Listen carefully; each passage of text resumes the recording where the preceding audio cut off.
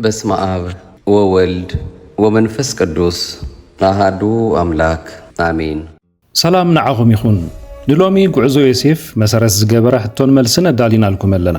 ታሪኽ ዮሴፍ መርኣያ እምነትን ተጸዋርነትን እዩ። ዓብዪ ትምህርቲ ከም ትረኽብሉ ኣይንጠራጠርን። ክትከታተሉና ንዕድም።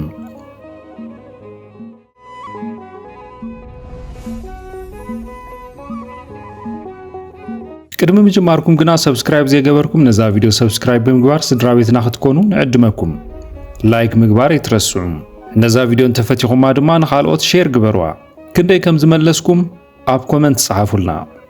ያዕቆብ ንዮሴፍ ኣሕዋቱ ክሳዕ ዝቐንኡሉ ዘብጽሕ እንታይ ፍሉይ ውህብቶ ሃቦ? ቀለበት ብሩር፣ ጽዋዕ ወርቂ፣ ቀምሽ።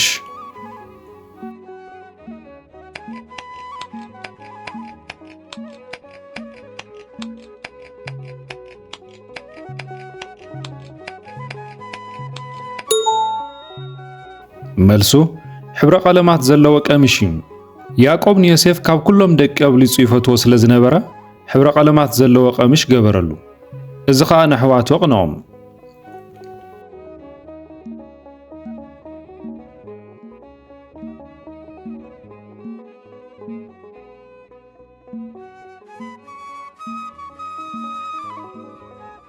ኣብታ ቀዳሚት ሕልሚ ዮሴፍ እተን ናይ ኣሕዋቱ እንዳእቲ እንታይ ገበራ?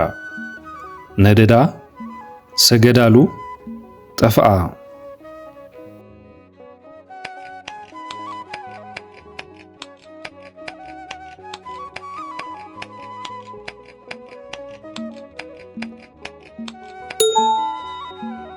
መልሱ ሰገዳሉ እዩ።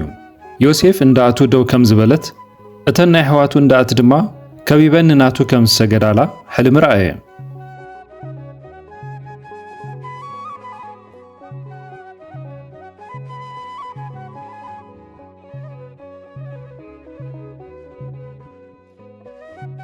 ንዮሴፍ ኣብ ክንዲ ዝቐትልዎ ናብ ጉድጓድ ክድርብይዎ ዝሓሳብ ዘቕረበ መን እዩ? ሮቤል፣ ስምዖን፣ ይሁዳ።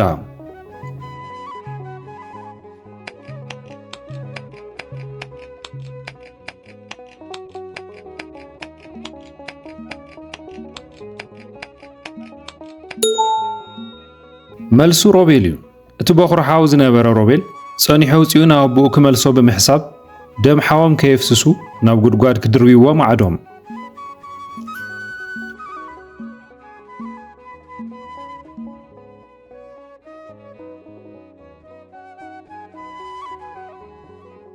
ዮሴፍ ንደቂ እስማኤላውያን ብኽንደይ ብሩር ተሸጠ? 10 ብሩር፣ 20 ብሩር፣ 30 ብሩር።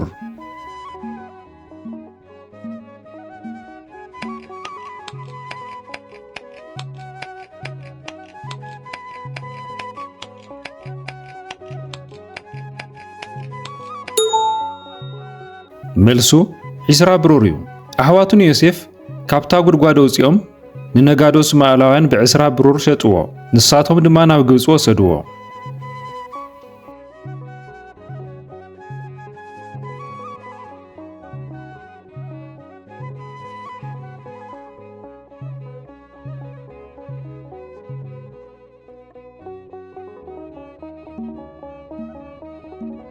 ንዮሴፍ ክሸጥዎ ሓሳብ ዘቕረበ የናይ ሓዊ እዩ? ሮቤል፣ ይሁዳ፣ ሌዊ።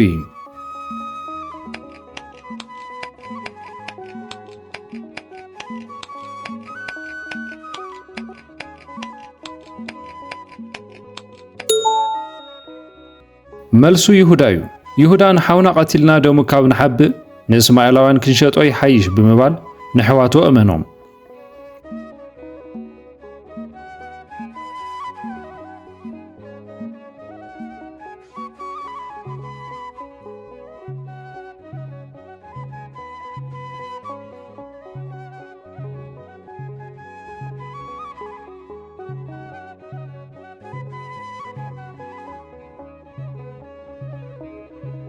ኣብ ግብፂ ንዮሴፍ ካብ ኢድ እስማኤላውያን ዝዓደጎ መን እዩ? ፈርዖን፣ ጶጢፋር፣ አቢሜሌክ።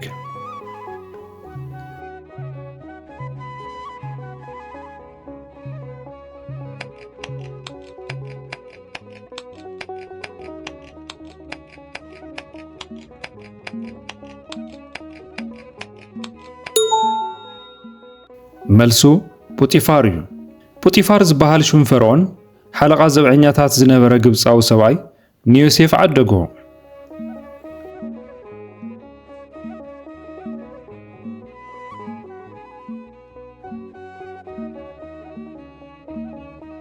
ዮሴፍ ኣብ ቤት ጶጢፋር ከሎ ስለምንታይ ናብ ቤት ማእሰርቲ ተደርበየ? ኣይሁዳዊ ብምዃኑ፣ ብሓሶት ክሲ፣ ንጣዖት ግብፂ ብዘይምስጋዱ።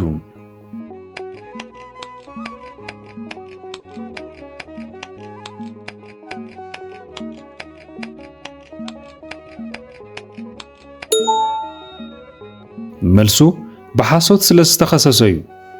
ሰበይቲ ጶጢፋር ምስኣ ክድቅስ ብምሕታት ክተስሕቶ እኳ እንተደልየት ንሱ ግና ኣበየ።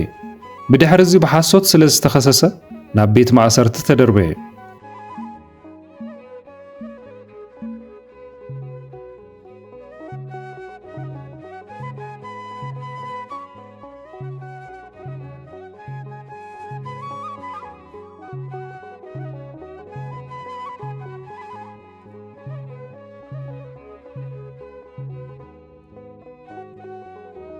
ኣብ ቤት ማእሰርቲ ከሎ ዮሴፍ ሕልሞም ዝፈትሐሎም ክልተ ሰበ ስልጣን ፈርዖን መን እዮም?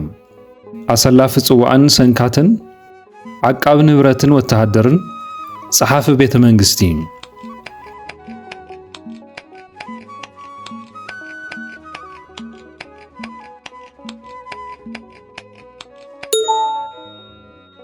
መልሱ ኣሰላፊ ጽዋዕን ሰንካትን እዩ።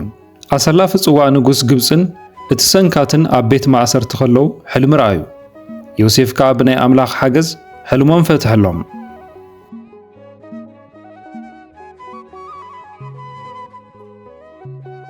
እቲ ኣሰላፊ ጽዋዕ ንዮሴፍ ክሳዕ ዝዝክሮ ክንደይ ዓመታት ሓለፈ? 1 ዓመት፣ 2 ዓመት፣ 3 ዓመት?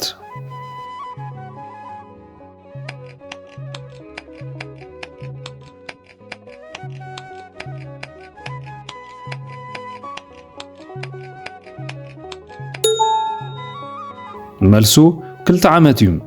ዮሴፍ ሕልሚ እቲ ኣሰላፊ ጽዋዕ እኳ እንተፈትሐሉ እቲ ኣሰላፊ ግና ረስዖ።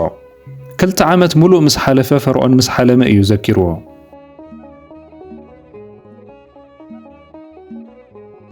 ፈርዖን ዝረኣዮ ሕልሚ 7 ዓመት ጽጋብን 7 ዓመት ጥሜትን እንታይ ነበረ? ኣንበሳን ኣባጊዕን፣ ኣላሕምን ሸዊትን፣ ኣግማልን ኣፍራስን።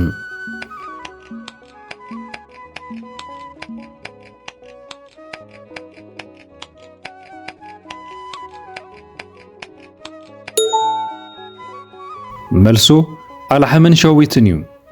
ፈርዖን 7 ስቡሓት ኣላሕምን 7 ብጹሓት ሸዊትን ሓለመ።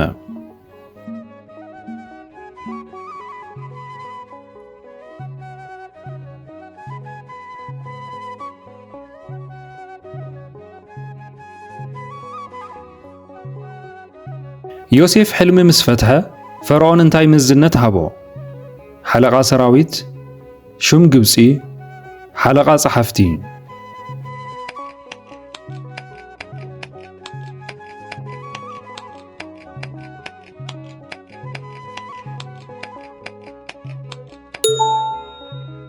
መልሱ ሹም ወይ ድማ ገዛእ ግብፂ እዩ ገይርዎ። ፈርዖን ንዮሴፍ ኣብ ልዕሊ ቤተይ ክትሽየም ኢኻ ብምባል ኣብ ሙሉእ ምድሪ ግብፂ ኣውራ ገዛእ ገበሮ።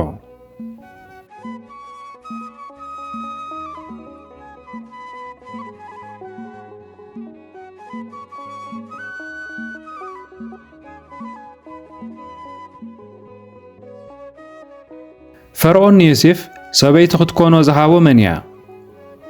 ኣስናት፣ ዲና፣ ሲፎራ።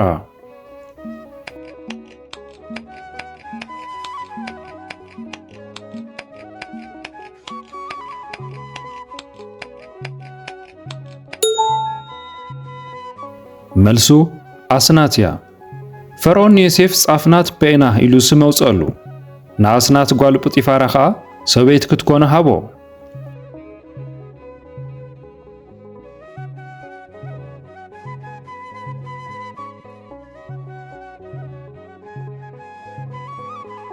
ስመቲ በኩር ወዲ ንዮሴፍ መን ይበሃል? ኤፍሬም፣ ምናሴ፣ ብንያም።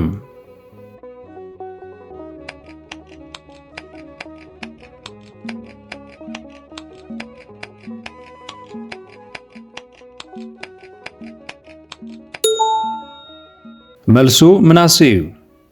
ዮሴፍ ኣምላኽ ኩሉ ጻዕረይን ኩሉ ቤተ ቦይነ ረስዐን ብምባል ነቲ በኽሪ ወዱ ምናሴ ኢሉ ሰመዮ።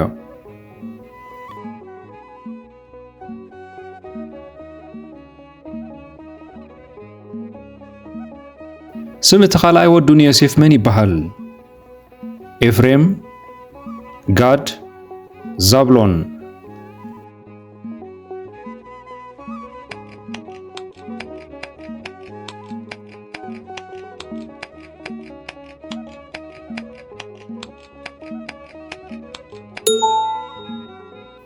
መልሱ ኤፍሬም እዩ።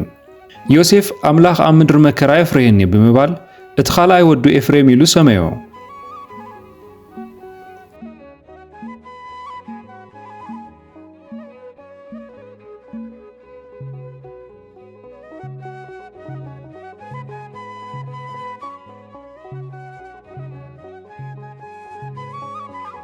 ኣብቲ 7 ዓመት ጽጋብ ዮሴፍ እንታይ ገበረ? ሰራዊት አጠናኸረ፣ እኽሊ ኣከበ፣ ግድብ ሃነጸ።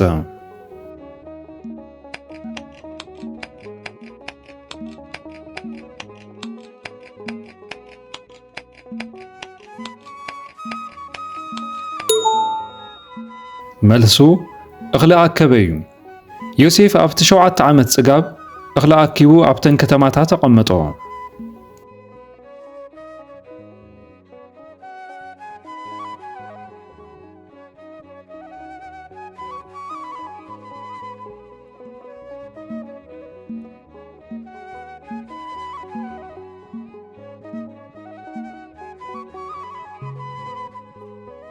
ኣሕዋት ዮሴፍ እኽሊ ክሽምቱ ፈለማ ናብ ግብፂ ምስ መጹ ንዮሴፍ ኣለለይዎ፣ ኣየለለይዎን፣ ይሁዳ ጥራይ ኣለለዮ።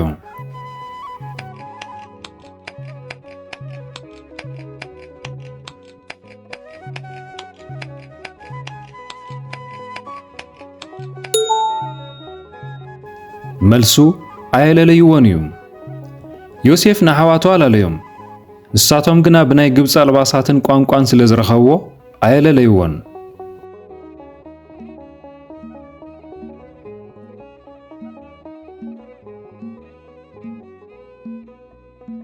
እቶም ካልኦት ናብ ዓዶም ክምለሱ ከለዉ ዮሴፍ ንመንሓዊ እዩ ከም መትሓዚ ዘትረፎ። ሮቤል፣ ስምዖን፣ ሌዊ።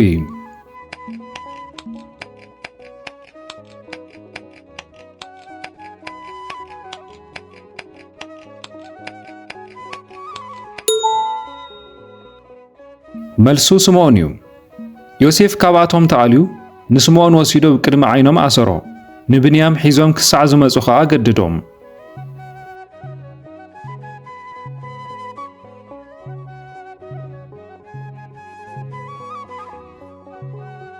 ዮሴፍ ኣብ ለቆቶኦም እኽሊ ብምምላእ ንነፍሲ ወከፍ ድማ እንታይ መለሰሎም? ደብዳቤ፣ ገንዘቦም፣ ፍሉይ ምግቢ።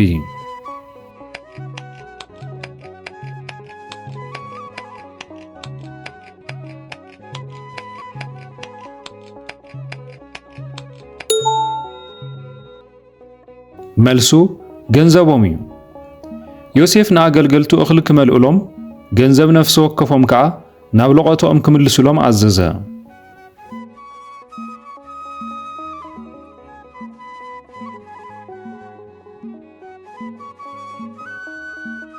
ናይ ዮሴፍ ጽዋዕ ኣብ ናይ መንሓዊ እዩ ተሓቢኡ ተረኸበ። ሮቤል፣ ብንያም፣ ይሁዳ።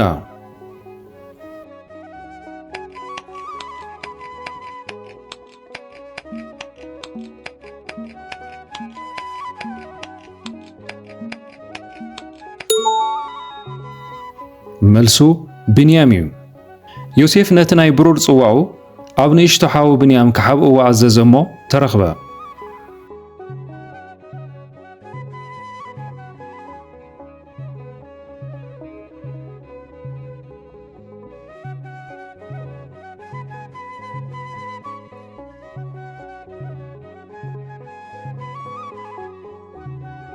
ዮሴፍ ንብንያም ባርያ ክገብሮ እየ ምስ በለ ኣብ ክንዲ ርእሱ ሕሊፉ ዝሃበ መን እዩ? ሮቤል፣ ሌዊ፣ ይሁዳ።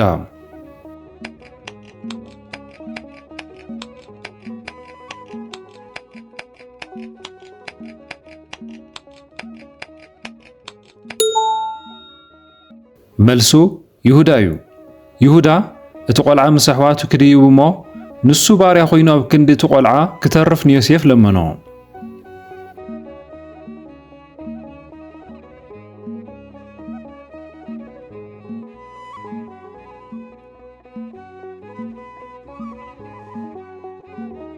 ዮሴፍ ንሕዋቱ መንነቱ ክገልጸሎም ከሎ ፈለማ እንታይ ገበረ?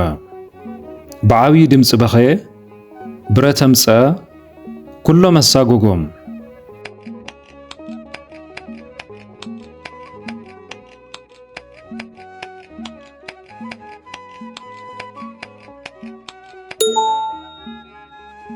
መልሱ ብዓብዪ ድምፂ በኸየ እዩ። ዮሴፍ ርእሱ ክገትእ ስለ ዘይከኣለ ኩሉ ሰብ ካብኡ ክወፅእ ኣዘዘ። ብዓብዪ ድምፂ ከዓ በኸየ።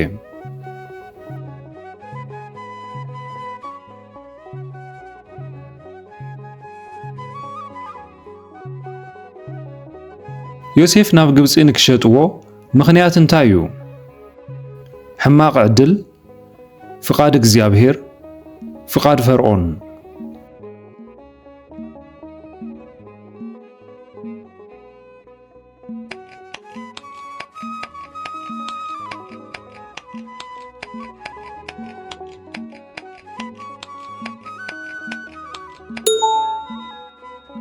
መልሱ ፍቓድ እግዚኣብሔር እዩ።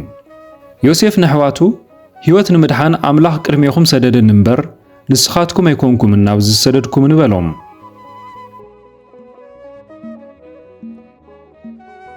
ያዕቆብን ቤተሰቡን ናብ ግብፂ ምስ ወረዱ ኣበየናይ ቦታ ሰፈሩ? ምድሪ ራምሴ፣ ምድሪ ሜምፌስ፣ ምድሪ ዞኣን።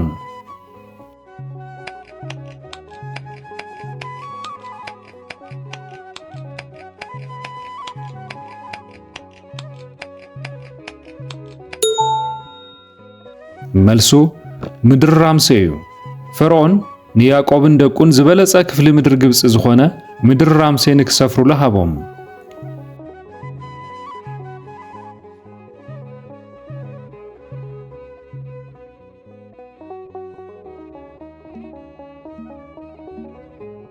ያዕቆብ ምስ ሞተ ዮሴፍ ኣብ ልዕሊ ኣሕዋቱ ሕነ ከይፈድዮም ምስ ፈርሁ ዮሴፍ እንታይ በሎም? ኣይትፍርሁ፣ ክቐጽዐኩም እየ፣ ካብ ግብፂ ውፁ።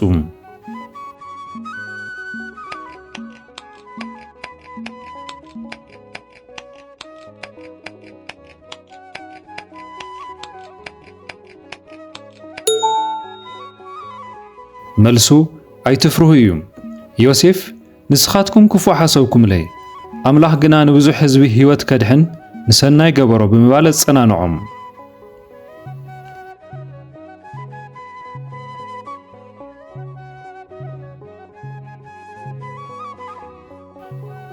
ዮሴፍ ቅድሚ ምማቱ ንደቂ እስራኤል እንታይ ኢሎም ክምሕሉ ገበሮም?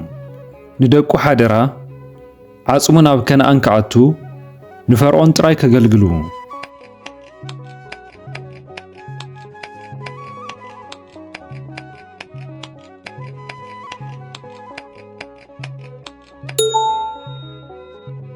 መልሱ ዓጽሙ ናብ ከነኣን ክኣቱ እዩ። ዮሴፍ ኣምላኽ ናብታ ንኣቦታቶም ዝመሓለሎም ምድሪ ከውፅኦም ከሎ ዓጽሙ ካብ ግብፂ ሒዞም ክድይዎም ሕሎም።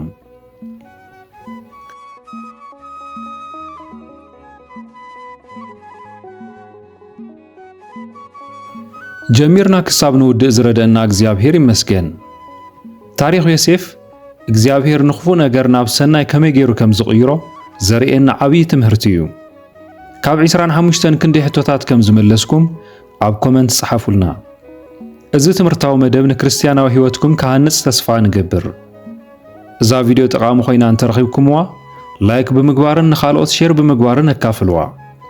ተመሳሳሊ ትምህርቲ ንምርካብ ድማ ሰብስክራይብ ምግባር ኣይትረስዑ። ሰላም ኣምላኽ ምስ ኩላትና ይኹን።